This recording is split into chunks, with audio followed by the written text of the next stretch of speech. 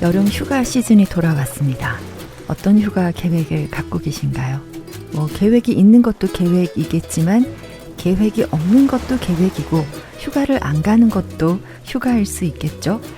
인파로 붐비는 휴가지에서 생고생하느니 더위를 피해서 어디든 여유롭게 있을 수 있다면 그곳이 바로 휴가지가 아닐까요? 그래서 오늘 한뼘 서재에서는 여행을 준비하는 이들에게는 여행을 좀 더 잘 즐길 수 있는 팁을, 또 여행을 떠나지 않는 이들에게는 어차피 떠날 수 없는 그곳을 상상하면서 여행을 즐길 수 있기를 바라는 마음으로 떠나거나 떠나지 않아도 여행하는 기분을 낼 수 있는 책 5권을 준비했습니다. 소설가의 여행, 건축가의 여행, 시인의 여행, 그림 작가의 여행, 철학자이자 소설가의 여행과 함께 지금 놀러 갑니다. 떠나거나 떠나지 않아도 여행하는 기분을 낼 수 있는 책 5권. 첫 번째 책은 무라카미 하루키의 먼 북소리입니다. 먼 북소리는 무라카미 하루키가 37살이었던 1986년부터 1989년까지 약 3년에 걸쳐서 그리스와 이탈리아를 중심으로 저자가 생활하면서 쓴 일상을 기록한 여행 에세이예요.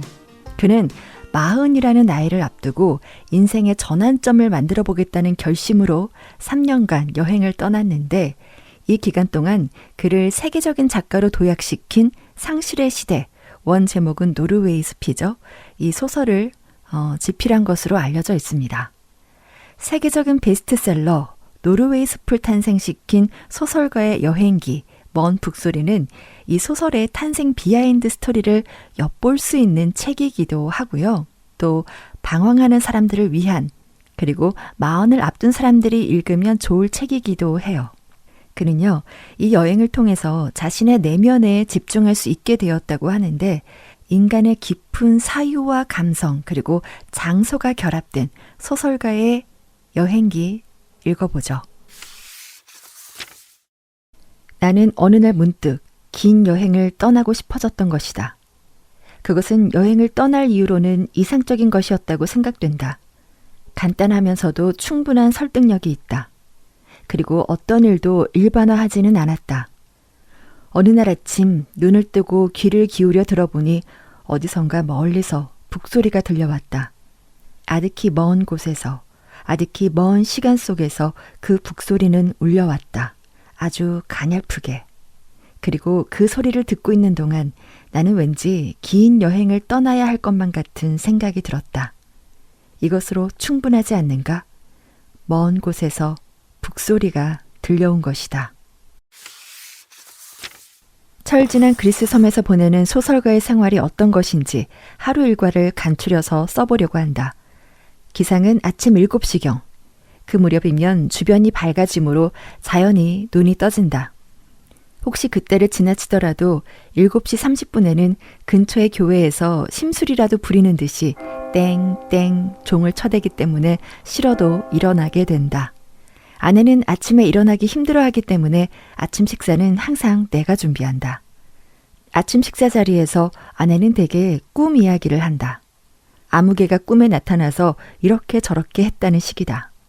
때때로 나도 등장하는데 실수를 저지르기도 하고 건물 옥상에서 떨어지기도 한단다. 그러나 어차피 그건 남의 꿈이므로 내가 알 바 아니다. 저런, 그래? 아, 정말? 하고 맞장 고쳐주는 동안 식사가 끝난다. 아침 식사를 마치면 근처를 한 바퀴 달린다. 짧게는 40분에서 길게는 100분 정도. 돌아와서 샤워를 하고 일하기 시작한다. 이번 여행 중에 끝마치려고 생각하는 일은 번역 2편과 여행 스케치와 새로운 장편 소설이다. 그래서 전혀 한가하지가 않다. 내 원고를 한참 쓰다가 실증이 나면 번역을 한다. 그러다가 번역 작업이 실증이 나면 이번에는 다시 내 원고를 쓴다. 비 오는 날에 노천에서 하는 온천욕과 같다. 현기증이 나면 탕에서 나오고 몸이 식으면 다시 탕으로 들어가는 것처럼 이런 반복 작업이 언제까지나 계속된다. 11시경까지 일을 하고 난 후 산책을 겸해 아내와 둘이서 마을로 쇼핑하러 간다. 마을 중심까지는 해안을 따라 어슬렁어슬렁 걸어도 15분 거리다. 길 왼편에는 바다이고 오른편에는 19세기에 세워진 오래된 집들이 길게 늘어서 있다.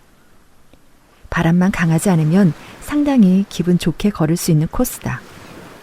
갈매기가 우아하게 하늘을 날고 낮은 파도가 후미에 떠있는 보트를 부드럽게 흔들고 고양이가 방파제에 앉아서 햇볕을 쬐고 있다. 어떤 책에 따르면 옛날에는 이 해변가에 길은 없고 오른편에 들어선 집들은 베니스처럼 직접 바다의 면에 있어 각각 전용 선착장을 가지고 있었다고 한다. 이 도로가 생긴 것은 20세기에 들어선 후의 일이다. 도로를 따라서 스낵바며 선물의 집이며 카페가 드문드문 있지만 이 계절에는 모두 문이 닫혀 있다.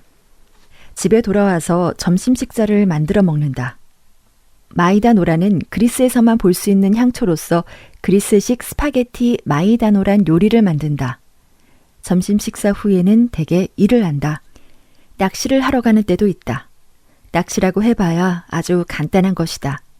오래된 페타치즈와 빵에 약간의 우유를 넣고 버무려 경단을 만들고 그것을 미끼로 방파제에 앉아서 낚싯줄을 들이우면 10cm 정도의 물고기가 1시간에 80마리 정도 잡힌다. 그리스는 바다로 둘러싸여 있는 나라치고는 생각보다 낚시가 잘 안 되는 곳으로 어지간한 낚시꾼이 아닌 이상 웬만한 물고기를 낚아 올리기란 불가능하다.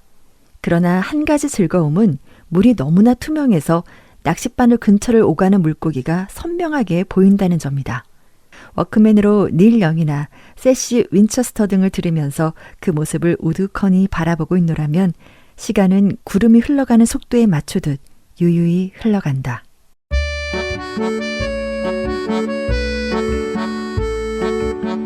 유럽 여행을 하는 이유는 뭘까요? 지금이라도 투구와 사슬 갑옷을 입은 기사가 따그닥따그닥 말을 타고 달릴 것 같은 구시가 거리, 또 왕자와 공주가 살고 있을 것만 같은 동화 속에 나오는 언덕 위의 화려한 성들, 2000년 전 역사의 흔적이 고스란히 남아있는 거리와 건물들, 이 오랜 역사와 함께 해온 문화와 예술, 이 모든 필연적인 사건과 우연들이 반복되고 쌓여서 지금의 유럽이 만들어졌고 우리는 이 풍경을 감상하러 유럽 여행을 떠나는 건 아닐까요? 떠나거나 떠나지 않아도 여행하는 기분을 낼 수 있는 책 5권, 두 번째 책은요. 유럽의 시간을 걷다입니다. 무엇보다도 이 유럽의 거리를 걷다 보면 높은 성벽, 하늘 높이 치솟은 고딕의 성당들이 여행자들이 발길을 멈추고 올려다보게 하죠. 그런데요, 이것도 잠시 비슷비슷해 보이는 건물들을 보고 있자면 조금은 지루해지기 시작할 수도 있어요. 하지만 유럽 역사에서 이 건축물은요, 사람들의 삶이 담긴 가장 중요한 역사적 배경이 되고 있어요. 현재 남아있는 수많은 예술 작품과 건축물들은 그들이 목도한 흘러온 세월들을 말해주고 있으니까요. 건축가 최경철은요, 유럽의 시간을 걷다에서 이 역사 속에서 살아남은 유적과 건축들이 우리에게 하려고 했던 시대의 이야기를 들려주고 있어요. 각 시대로의 여행을 도와주는 보물지도 같은 유럽의 시간을 걷다는요, 당신의 유럽 여행의 한 걸음 한 걸음을 틀림없이 소중하게 만들어줄 겁니다. 중세시대의 파리의 모습은 어떠했을까? 노트르담의 꼽초와 같은 문학작품이나 뮤지컬의 배경을 떠올리면 상상하기 쉬울 것이다. 노트르담 대성당이나 생트 사펠 같은 교회 건물들이 대표적이다. 파리의 모습을 잘 이해하기 위해 중세시대의 파리 지도를 한번 구상해보자. 일단 지도를 그리기 위해서는 높은 지역에 올라가야 한다. 파리의 북쪽에 있는 몽마르트 언덕으로 가자. 이 언덕에는 남쪽을 바라보면 도시의 윤곽이 보일 것이다. 남쪽으로 생강이 흐르고 생강의 가운데에는 섬이 있다. 생강 가운데 위치해 물길을 가르는 이 섬은 마치 서울의 노들섬처럼 도시의 북쪽과 남쪽을 다리로 연결하고 있다. 이 시태섬을 중심으로 대략 2km 반경의 성벽이 둘러져 있다. 성벽 근처에는 높은 종탑이 있으며 마치 요새 같다. 사람들은 이를 바스티유라고 불렀다. 나중에는 실제로 감옥으로 사용되기도 했다. 시태섬에는 원래 궁전이 있었다. 왕의 궁전이 파리의 중심부에 위치해야 한다는 이유도 있지만 전략적인 방어에 효율적인 장소라는 이점도 있었다. 분리된 강을 통해 1차적으로 적의 유입을 막을 수 있었고 유사시에는 강을 통해 섬을 벗어날 수 있는 천의 요새를 구축할 수도 있었다. 그러나 중세시대를 거치면서 14세기 샤를 5세에 의해 다른 지역으로 궁전이 옮겨갔고 궁전이 있던 자리에는 헌법재판소가 들어섰다. 궁전의 반대편에는 노트르담 대성당이 높게 솟아있다. 도시에서 가장 중요한 두 가지 요소인 궁전과 대성당이 모두 이 시태섬에 있는 것이다. 흥미로운 점은 시태섬을 잇는 남쪽과 북쪽의 두 다리는 통행 역할뿐만 아니라 거주지로서의 역할도 했다. 사람들은 다리 위에 집을 짓고 살았는데 성벽 안에 최대한 많은 집을 짓기 위한 하나의 방편이었다. 서쪽 성벽의 외곽에는 르브르 요새가 있다. 바스티유처럼 파리 서쪽의 도시 경계를 담당했다. 파리의 인구가 늘면서 성벽의 경계가 도시의 외곽으로 점차 옮겨가는 바람에 루브르는 더 이상 요새 역할을 할 필요가 없게 됐다. 이후 이곳에 같은 이름을 가진 궁전이 들어서게 되는데 그것이 바로 현재는 박물관으로 사용되고 있는 르브르 궁전이다. 시태섬 너머 남쪽에는 파리 최초의 대학인 소르본 대학교의 건물이 있다.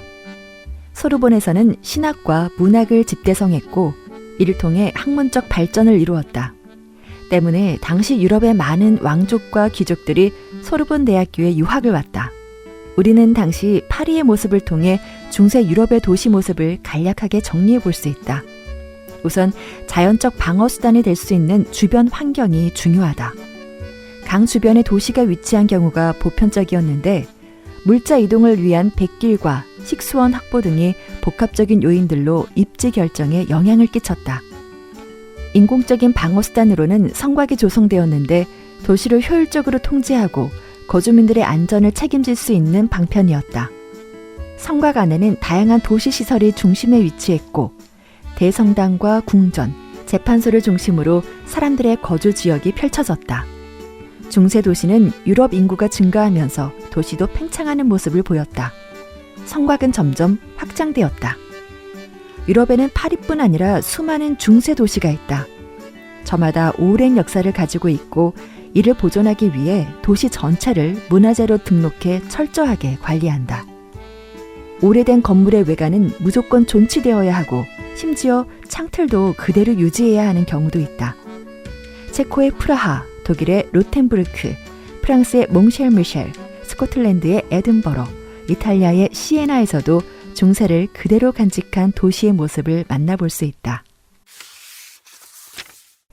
고딕 양식의 시작.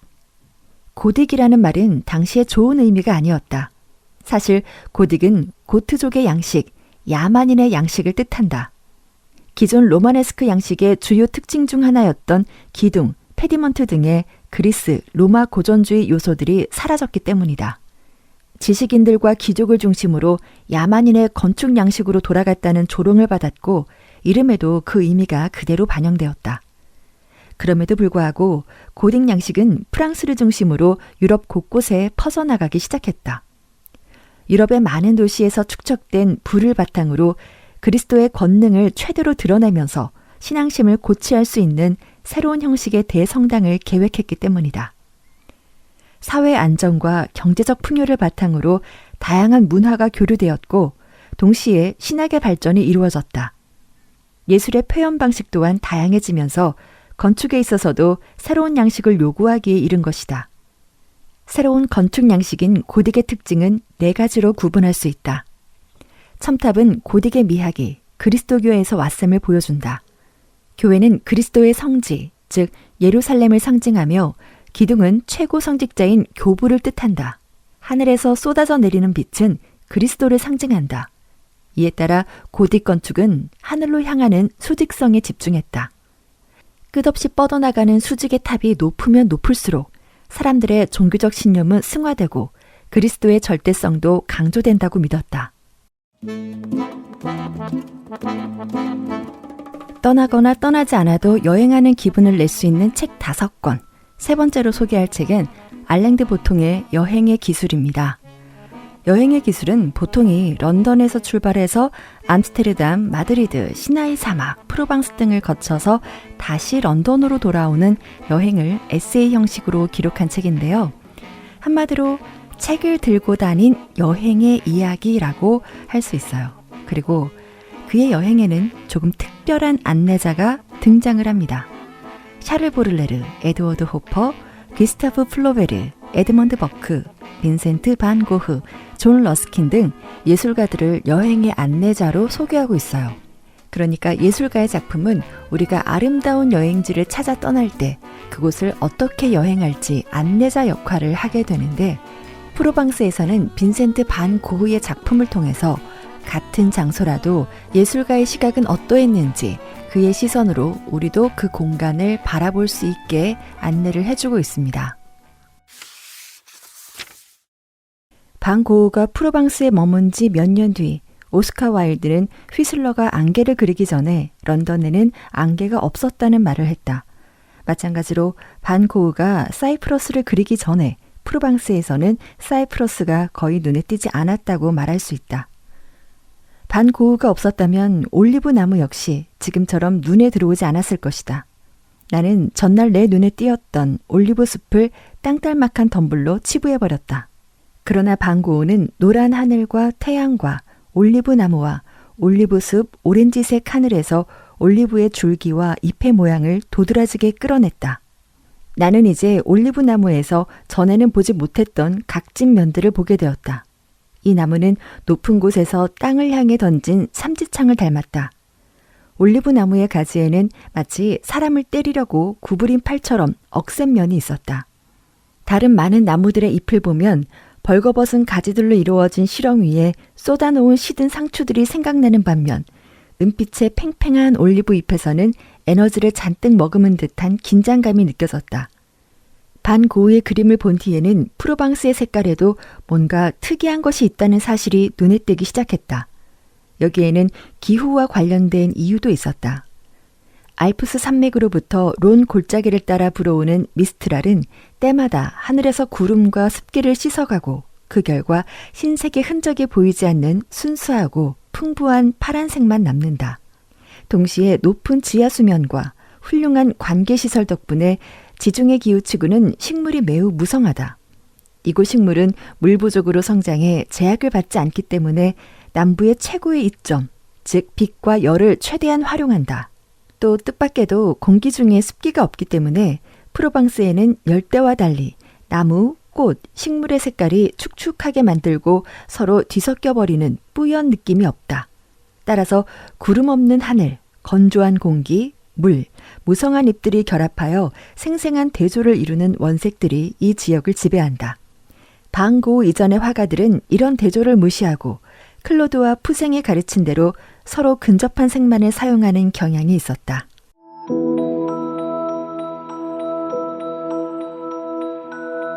떠나거나 떠나지 않아도 여행하는 기분을 낼 수 있는 책 5권, 네 번째 책은 우리나라에서 비행시간만 14시간이 넘는 아이슬란드 여행기를 담은 그림작가 엄유정의 심심하고 고요한 여행, 나의 드로잉 아이슬란드입니다. 저자는 예술가들이 얼마간 특정 장소에 거주하면서 작업할 수 있는 프로그램 아티스트 레지던시 후원을 통해서 40일간 아이슬란드에 머물면서 그곳의 풍경을 그리고 이야기를 담았는데요. 이 책 제목의 부제, 심심하고 고요한 여행에서도 알 수 있듯이 아이슬란드 전역을 훑는 여행기라기보다는 북부 아이슬란드의 어느 작고 고요한 어촌 마을에서 그림을 그리며 쓴 느릿한 운둔기라고 하면 어울릴 것 같아요. 저자는요, 이상하게도 매일 똑같은 곳을 산책하지만 걸을 때마다 새로운 것들이 발견되는 감탄의 연속이었다고 회상을 하는데 아이슬란드 한 달 살기 이런 느낌이라고 해야 될까요?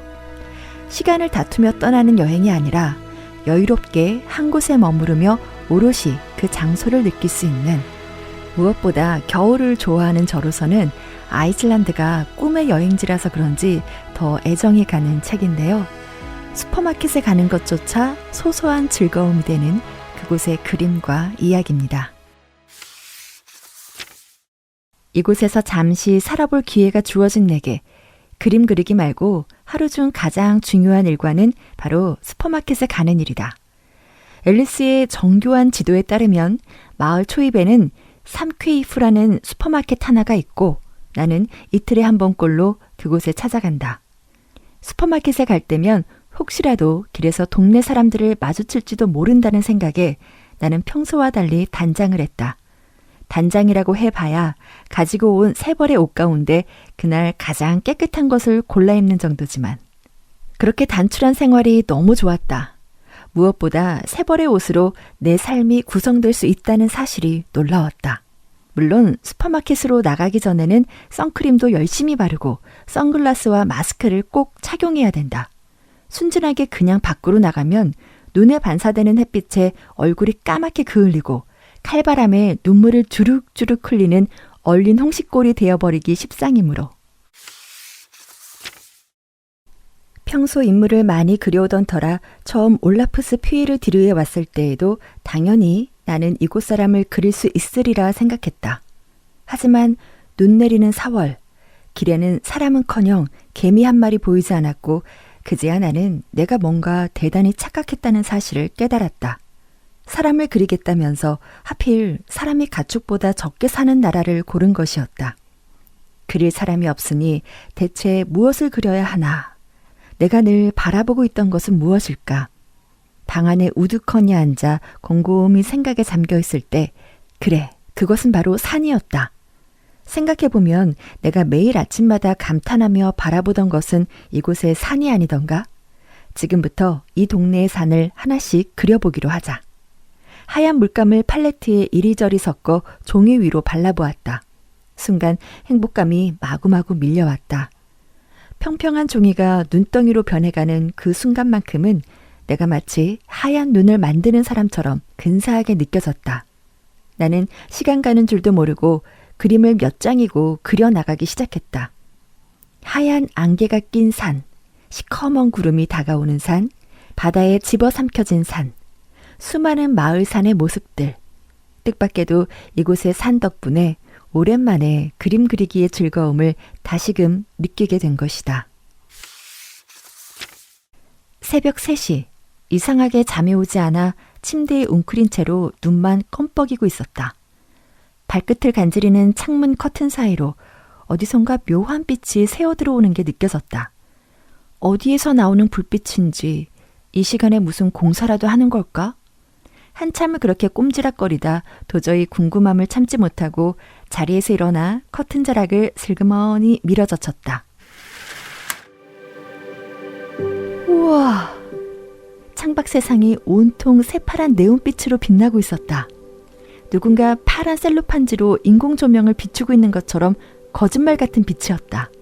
문득 옛날 옛적 지구가 온통 진흙덩어리였을 때 은가락지를 잃어버린 거인이 반지를 찾으러 이리저리 주물럭대서 우리나라 강과 산이 만들어졌다는 전래동화가 생각났다. 이런 신비로운 풍경을 보면 누구나 인간 세계 너머의 것을 떠올리게 되는 걸까? 아이슬란드 사람들은 실제로도 트롤이나 엘프를 믿는다고 한다. 이곳 사람들은 어두운 바위나 깊은 물속에 요정과 신이 살고 있다고 믿어서 그들이 자연 속에 숨어서 사람들을 지켜준다고 믿는다고.